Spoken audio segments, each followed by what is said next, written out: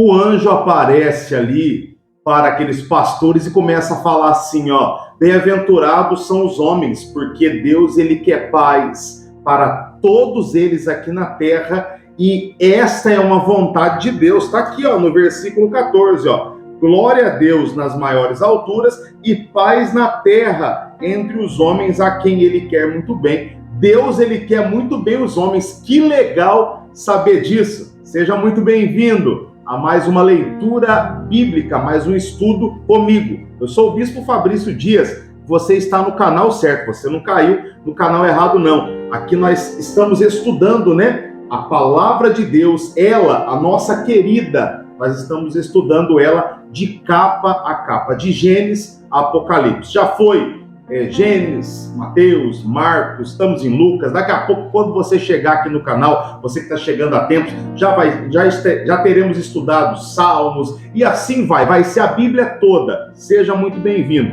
Eu quero convidar você a abrir a sua Bíblia em Lucas capítulo 2. O título fala: o nascimento de Jesus Cristo.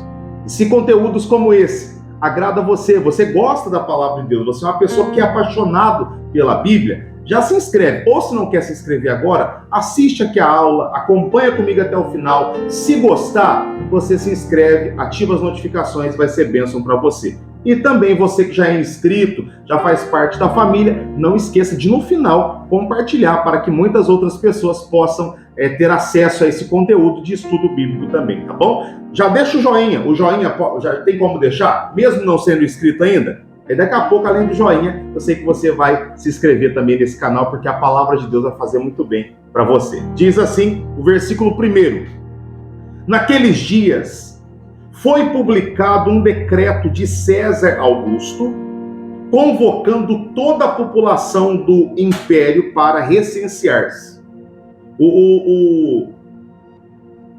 O César Augusto aqui, né, que era, na época, aquele que tomava conta ali, né, era o rei da província, ele chama todo o império ali, toda a população para fazer um recenseamento. O que é? É ir lá, dar o nome, tudo, porque ele queria contar a população.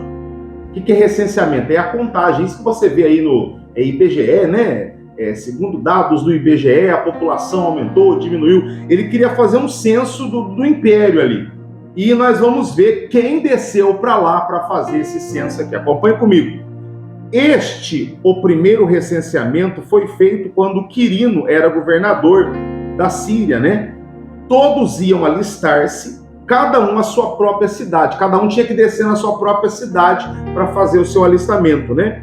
José, a Bíblia fala, também subiu da Galileia para a cidade de Nazaré, para a Judéia, a cidade de Davi, chamada Belém, por ser ele da casa da família de Davi, a fim de alistar-se com Maria, sua esposa, que estava grávida, né?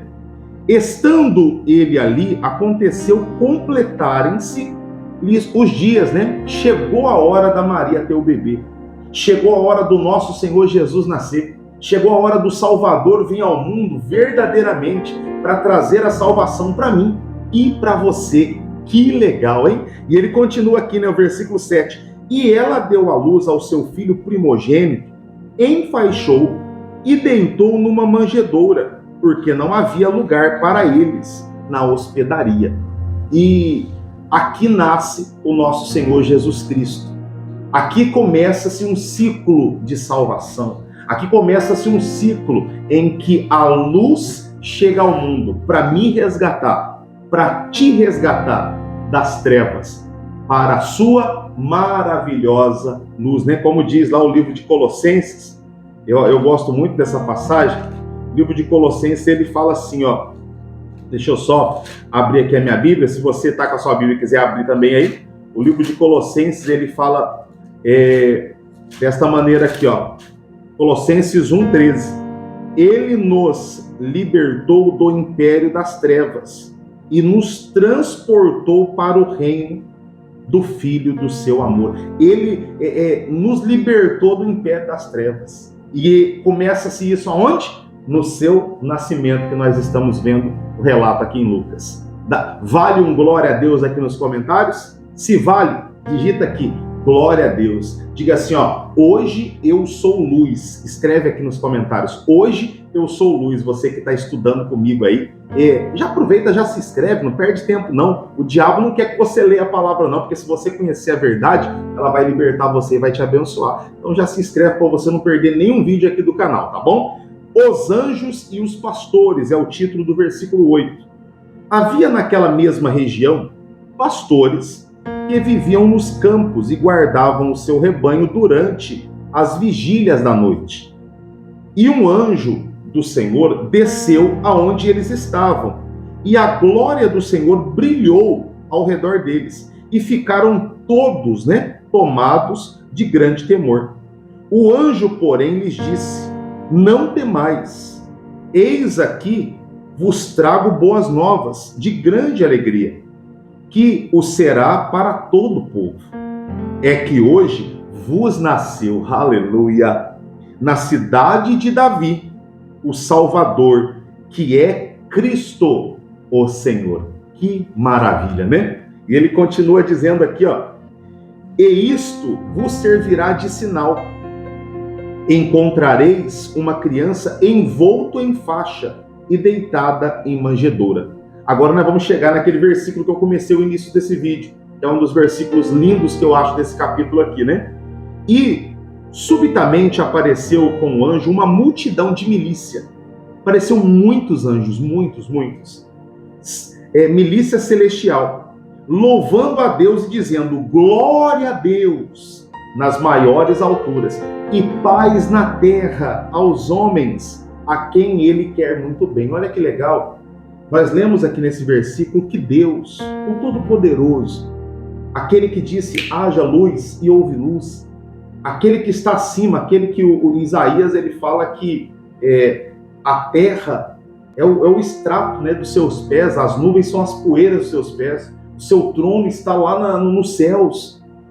Aquele que Isaías ali fala que segurou todas as águas na concha de uma mão, que ele mediu, ele pesou, montes gigantescos em balança de precisão, colocando assim bem devagarzinho. Você só coloca uma coisa bem devagarzinho assim no lugar quando ela é leve para você. Quando você está carregando um saco de 50 quilos aí, você chega e coloca ele devagarzinho assim, nada, você já pega e já solta ele, porque é pesado. Então quer dizer que os montes gigantescos diante do nosso Deus são coisas leves, porque ele pesou numa balança de precisão. Uma balança de precisão você tem que colocar as coisas devagarzinho.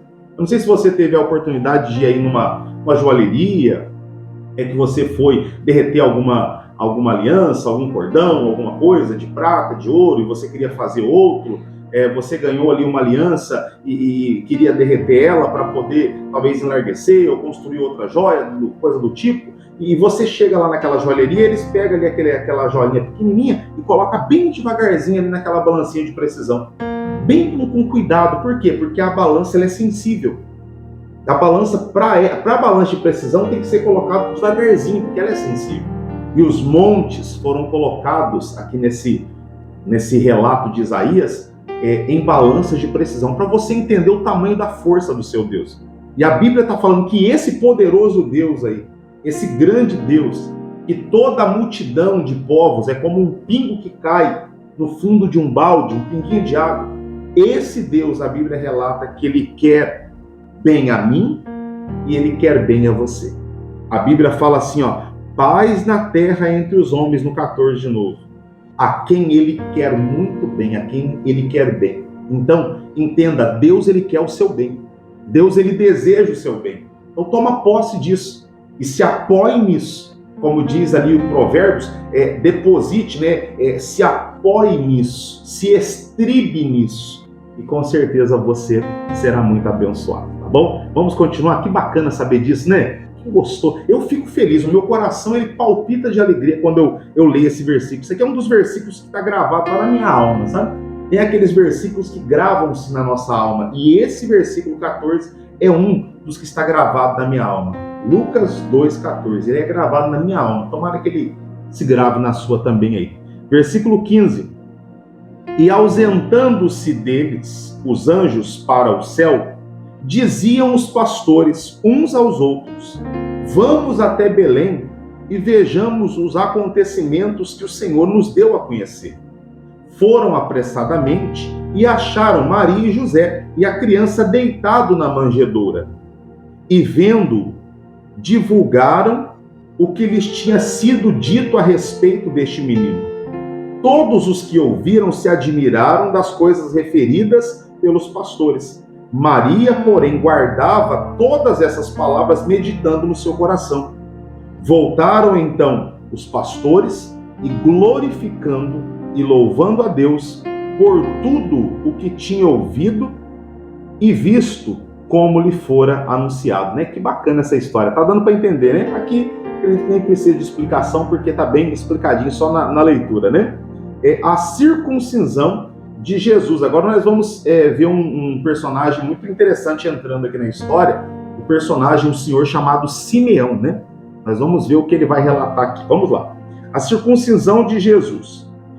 Completados 8 dias para ser circuncidado, o menino deram-lhe o nome de Jesus, como lhe chamara o anjo, né? Antes de ser concebido. Lembra que o Gabriel veio?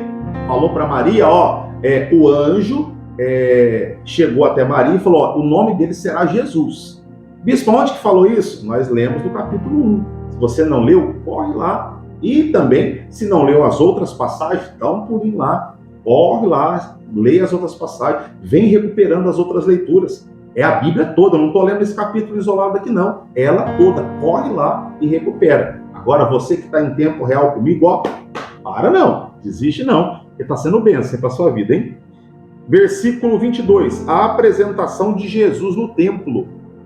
Passados os dias da purificação deles, segundo a lei de Moisés, levaram-no a Jerusalém para o apresentarem ao Senhor, conforme o que está escrito na lei do Senhor. Todo primogênito ao Senhor será consagrado, e para oferecer um sacrifício segundo o que está escrito na referida lei, um par de rolas e 2 pombinhos, né? A família de Jesus era uma família humilde, né? José e Maria, e eles apresentaram esta oferta ali, como nós lemos lá. Lembra que foi consagrado os primogênitos lá em Êxodo capítulo 13?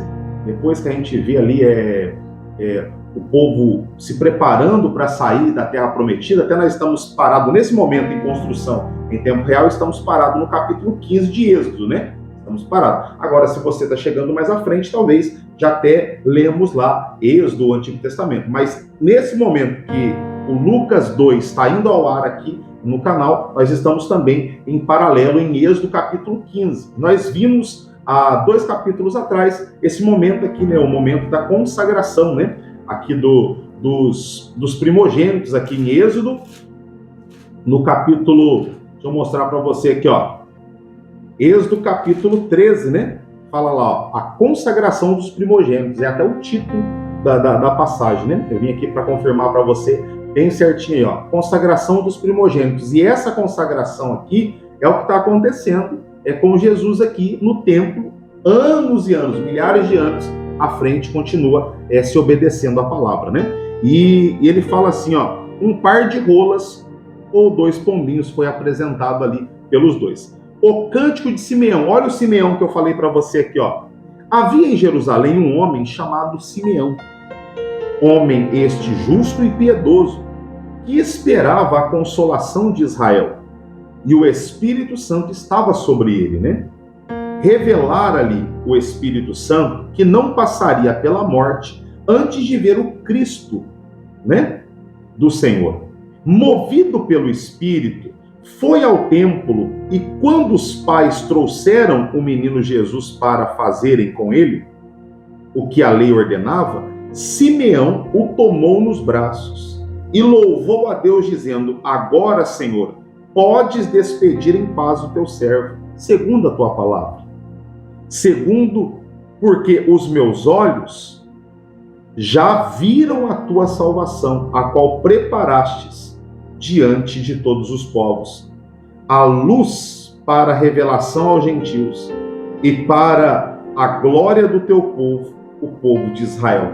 Olha, Deus tinha falado ao coração dele, você vai ver antes da sua morte a salvação, o meu Cristo, o meu Messias. E ele estava nessa expectativa, e movido pelo Espírito Santo, ele foi, né, ali o Espírito Santo tocou para ele ir no templo, na igreja aquele dia. E quando ele chegou lá, ele viu Jesus sendo consagrado, e o Espírito Santo mostrou que ele era o Salvador. E olha que interessante, ele tinha entendido que a salvação aqui, essa salvação proferida, era uma salvação espiritual. Se Judas, e dentre outros, tivessem entendido isso também, eles não teriam ali se corrompido. Por isso que nós temos que conhecer a palavra, nós temos que conhecer o plano de Deus, porque na cabeça de Judas e de muitos outros, essa salvação seria uma salvação à semelhança de Gideão, à semelhança de Jefté, de Sansão, seria uma guerra mesmo de espada, de sangue, não, mas a verdadeira salvação, porque essas salvações, Deus viu que tirava o povo da escravidão, o povo voltava, tirava e o povo voltava, aí Deus falou, esse jeito não resolve, agora vamos fazer uma verdadeira, uma salvação espiritual, para que haja uma conversão dos seus corações, para que haja uma conversão das suas atitudes, e o Simeão aqui entendeu, só que muitos, infelizmente, não entenderam. E por isso se perderam no meio do caminho, né? Só que esse senhor aqui já tinha essa revelação aí no seu coração. Vamos continuar aqui, ó. Versículo 33. Entenderam aí? Se não entenderam, coloca aqui nos comentários. Se porventura tiver alguma dúvida que ficar aí no seu coraçãozinho, você coloca nos comentários. Se preciso for, eu venho e faço um vídeo só explicando sobre o assunto que você ficou com dúvidas aí, tá bom? Os comentários estão aqui à disposição para isso aqui na aula, tá bom? Diz assim o versículo 33. E estavam o pai e a mãe do menino admirados do que ele dizia, né? Do que o Simeão dizia. Versículo 34. Simeão os abençoou e disse a Maria, a mãe do menino, eis que este menino está destinado tanto para a ruína como para levantamento de muitos em Israel e para ser alvo de contradição. Ele já sabia o tamanho da luta que Jesus enfrentaria. E ele falou para sua mãe, até mesmo para ela preparar o seu coraçãozinho, né? Que a missão de Cristo não seria fácil, porque ele teria que enfrentar grandes fortalezas na mente, grandes fortalezas na cultura, grandes fortalezas em muitas áreas, para que ele levasse a palavra, né, aquelas pessoas, a verdadeira, o reino, aquelas pessoas, né? Versículo 35. Também uma espada transpassará a tua própria alma, para que se manifestem os pensamentos de muitos corações. Olha, duro para uma mãe ouvir isso, né? Só que ela foi escolhida, né? E nós sabemos, como diz até o livro de Coríntios, né? O livro de Coríntios, capítulo... Eu gosto de mostrando para você assim em tempo real, para que você entenda, né? É assim que eu estudo, né? O meu estudo, eu estou fazendo com você aqui como eu estudo verdadeiramente. O livro de Coríntios, eu gosto assim, de procurar na Bíblia. Eu não sou muito fã de ficar procurando no Google, não. Eu gosto de procurar aqui na Bíblia mesmo. Eu queria que você fosse assim também, se você sentir no coração. Porque aí fica gravado, sabe? Tudo que eu vou aprendendo, você vê que isso aqui eu não estou com anotação nenhuma aqui, não. É lógico que se preciso for fazer um esboço para alguma coisa, eu faço. Só que esses estudos assim que eu estou fazendo, eu gosto de ir fazendo mentalmente para gravar. E olha o que diz Coríntios aqui, ó. Coríntios 10, versículo 13. Não vos sobreveio tentação que não fosse humana, mas Deus é fiel e não permitirá que sejas tentado além da vossa força. Pelo contrário, juntamente com a tentação, vos proverá o livramento, de sorte que a possais suportar. Então, Coríntios aqui, 1 Coríntios 10, 13, está falando que nenhuma provação, nenhum problema que vem sobre a nossa vida, ele vem maior do que nós possamos suportar. Por isso que a Maria aguentou isso aqui. É difícil para uma mãe, né, saber que o seu filho vai passar por tudo isso, ainda mais ela ali, que foi escolhida a dedo por Deus. Então ela aguentou isso porque ela já estava preparada para aquilo. Deus a preparou para aquilo. Muitas lutas que uma pessoa aguenta, outro não aguentaria, porque Deus não preparou aquela pessoa para aquilo. Então por isso que você vê uma pessoa e fala, poxa, aquilo que aquela pessoa passa, talvez eu não aguentaria. E talvez não aguentaria mesmo. Por isso que não veio sobre você. Porque Deus só vai dar algum fardo para você, que você possa carregar. Lógico que, humanamente, tem coisas que a gente não consegue. Aí, por isso, ele deixou um auxiliador, o Espírito Santo, para nos ajudar a concluir essa missão. Tá bom? Vamos lá. A profetisa Ana, versículo 36. Havia uma profetisa chamada Ana, filha de Fanuel, da tribo de Asser, avançada em dias, que vivera com o seu marido 7 anos, desde que se casara, e que era viúva de 84 anos. Esta não deixava o templo, mas adorava noite e dia em jejum e oração. E chegando naquela hora, dava graças a Deus e falava a respeito do menino a todos os que esperavam a redenção de Jerusalém. Essa senhora aqui era uma viúva que destinou a sua vida, depois que ficou viúva ali, né, depois que perdeu seu marido, destinou ao templo para estar ali auxiliando, ajudando no templo. Ela não saía dali em oração, ajudando no que precisava, e ela começou a profetizar, né? Ela começou a falar, né, dando graças a Deus a respeito do menino, né, que era a salvação de Jerusalém, né? Que tudo se ligando, né, o Espírito confirmando, né, porque o Espírito Santo ele confirma, em nome de Jesus. O menino Jesus em Nazaré. Nesse contexto que eu estou lendo, está todo mundo entendendo? Está todo mundo comigo aí? Dá um feedback aqui, dá um parecer para mim aqui nos comentários. Está todo mundo comigo? Tá legal? Tá interessante a aula? Tá bacana? Tem alguma dúvida? Se tiver, coloca aqui nos comentários. Tá bom assim? Fala para mim aí. Eu quero saber aqui nos comentários, tá bom? Quero saber aqui nos comentários o que você tem a falar sobre a aula aí. O menino Jesus em Nazaré. Bispo, eu não tenho Bíblia. Como que eu faço? No link aqui na descrição, eu tenho aqui uma loja virtual que direciona você para comprar sua Bíblia. Compra uma Bíblia para você lá. Vai ser um preço muito acessível para você. Vai chegar na tua casa e vai valer a pena você ter uma Bíblia para você aí, tá bom? O menino Jesus em Nazaré.